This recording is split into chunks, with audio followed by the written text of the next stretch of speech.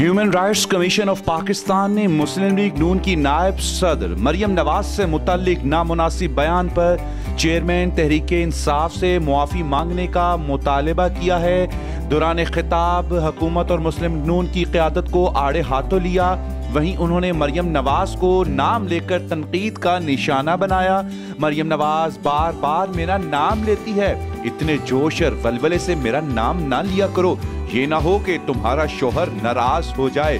سیاسی اور سماجی حلقوں میں چیئرمین تحریک انصاف کے اس بیان کو شدید تنقید کا نشانہ بنایا جا رہا ہے، اور اس حوالے سے اب human rights commission of Pakistan کا رد عمل بھی سامنے آ گیا ہے۔ عمران خان ایک قومی لیڈر ہیں، انہیں اپنے سیاسی مخالفین سے بات چیت کرنے کا سبق سیکھنا چاہیے۔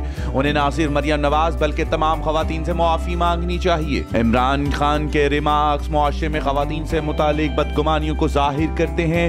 یہ بات ناقابل قبول ہے کہ سیاسی نظریے کے لیے سخت ناقابل قبول قسم کے ریمارکس استعمال کیے جائیں۔